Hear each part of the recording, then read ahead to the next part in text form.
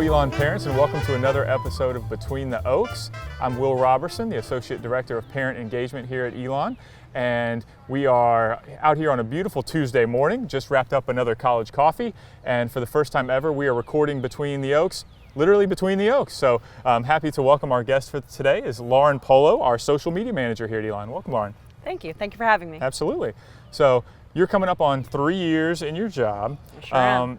And you are the person behind all the Elon social media accounts. So tell the parents at home, what social media accounts do you actually manage? So I manage the main university accounts. That means it's Facebook account, Twitter account, Instagram, LinkedIn, TikTok, and we do have a YouTube as well. Wow, that's a lot, a lot of stuff. That's a lot of stuff. So what about the other accounts that are associated with the Elon that you did not mention? Who manages those? So those all vary. Athletics has a whole team that manages theirs. Okay. Will runs the parent engagement page. There's an alumni page run over there. Actually, that's in our office as well. And each school has a different communicator that runs it too. Same thing with student life. So it's all spread out throughout campus. One of my jobs is to help all of those people better run their pages since it's not their full-time job. Of course, yeah. So you're oftentimes when you're posting, like you're kind of speaking on behalf of the entire university. That seems like a lot of pressure. It can be.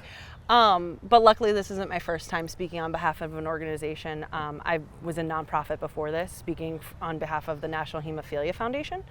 So I'm pretty used to speaking on behalf of large organizations. Yeah. So how do you add your own personal touch to the posts and make it, you know, again, you're speaking on behalf of the university, but it's also you. So how do you kind of balance that out? I try to balance it out of like, what is the persona of Elon University on each different platform? Some of them do shine through of my humor. Some of them don't as much, but it does still have kind of my tone and my thumbprint on it. I try to balance the funny and the serious all the time. And I do think one of the ways that we've been able to build the trust of our audience is through the funny posts. Right. Yep. And how does that vary, like from platform to platform? I mean, post differently on TikTok versus LinkedIn and things like that. I absolutely do. So the way I see it, I break down our platforms based on who's there and what our audience looks like there. So one of those would be Instagram is primarily for our students. That's where I'm primarily talking with them. LinkedIn would be more professional, but actually we have everyone from current students to alumni to parents to grandparents over there. So it's actually one of our broadest audiences. And then Facebook, I primarily talk to older alumni and parents. Yeah. So have you ever gotten nervous about posting something or like asked for some advice on like what should I do? Like how do you kind of go through that process? I absolutely have been nervous before posting. Oftentimes the things I get most nervous about are the really serious posts that we have to do. Yep. And how am I best presenting this to our audience? Are there any grammatical errors? I want to make sure that it's as perfect as possible. Also, sometimes with the sillier posts and when I tend to push the boundaries, I do get a little nervous and I make sure and I ask my bosses if this is okay and like I won't get fired over these posts. Yep, that's always the goal, right? Yeah, it's truly the goal. So what do you have in your 3 years here, do you have like a favorite post that you've done or one that kind of stands out or some that stand out? So it used to be the John Dooley signed post from Elon Day of 2022. Yep. I was very proud of how well those did. They were really funny, they were very organic, and they performed really well. It's something I really loved working on. But since then, we've had so many really good posts this year. We worked with Are You Kidding TV for a video that was phenomenal, that did really well. Anytime I get to work with students and make something silly, that's the things I like the most. Mm-hmm. But truly my favorite campaign that we do at Elon is the Elon Love Stories during Valentine's Day.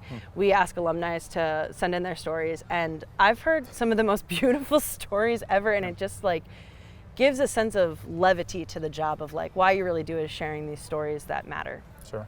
So what's an average day look like for you? Is there such a thing as an average day? Like how do you spend your time? You're not just sitting at your computer all day or on your phone all day. Like what else are you doing? Sure, I'm not. I think that's a common misconception right. Is that people think that social media managers just scroll on their phone all day or are just taking photos day of and posting it, and it's simply not like that. But short answer is my days look different every day. Some days I'm trailing around President Booking taking photos like I will be today. Some days there are events that I have to run and take pictures at and stay later. Some days I'm in meetings all day like I will be on Thursday. Yep. And some days I'm at my computer scheduling and coming up with posts and thinking of things. Yep. But oftentimes each day is dramatically different. Yeah. So I'm sure there are lots of people out there, not necessarily our parents, but the students and things who are like, that sounds really cool. That sounds like something I would like to do for a company or for a university, whatever. What kind of training do you do to, like, how do you get a job like yours? That's a great question. So how I got my job versus how students would get the job are two very different things. Okay. I got into social media in a younger form of social media. I've been doing social for 7 years now, so I had no formal training. Mine was all on the job. I have a degree in writing. Okay. I think there are a lot of different ways in which you can come to social media eventually. It could be a marketing background, it could be a strategic communications background, it could be a writing background as well, or photography. But I think for students looking forward, it would be having some type of experience in college as a social media manager for an organization or an internship. I think that's really the best on-the-job type stuff you can do. Yeah. Having a communications background does really help though. Yeah. And so I guess there are the classes now that teach you can social? Take. Yeah.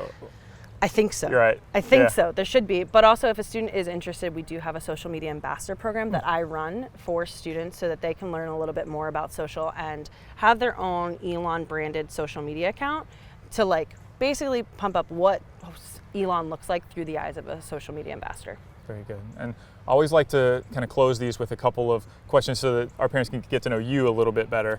So in my previous life, I was a basketball coach. And when I was doing that, when I went home in the evening, I never wanted to watch basketball because like I've been doing it all day. Yes. Does that work with you too? Like when you go home, are you like, no social media? Like, do you have personal social media accounts, or is it because it's your job you hate it and like don't want to do it outside of work? I do have my own personal social media accounts, but I do have a screen limit on them so that I'm not sucked into the vortex of them, which can be, they're incredibly addicting things, and I know that. I try to give myself a limit because I am doing it all day for work. I do love social media though, personally and professionally, which is a weird mix. So as a social media manager, you can't totally cut off from it. Right. But I do try to limit myself because it's a lot. Yep. And one thing that I've seen, I'm sure people that know you have seen you around campus running quite a bit.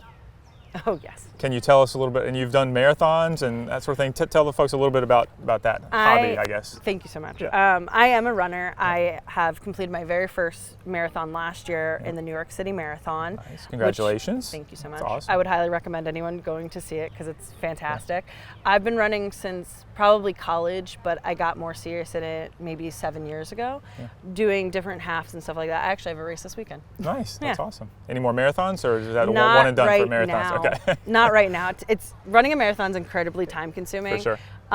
It was basically like having a second job last summer, so we'll see in the future. But if I'm one and done, I'm happy with it. You picked New York. That was a good one to do, right? Is the best one to do. I would highly recommend. Awesome. Well, Lauryn, thank you so much for joining us today. We really appreciate it. So the parents can find you at Elon University. Social media, right? We're at Elon University on all of our platforms. Yep. And so if you ever send a direct message or get a comment from that, it's coming from Lauryn. Very good. Well, thank you all at home very much for watching, and we'll look forward to seeing you next month on Between the Oaks. Thanks for having me.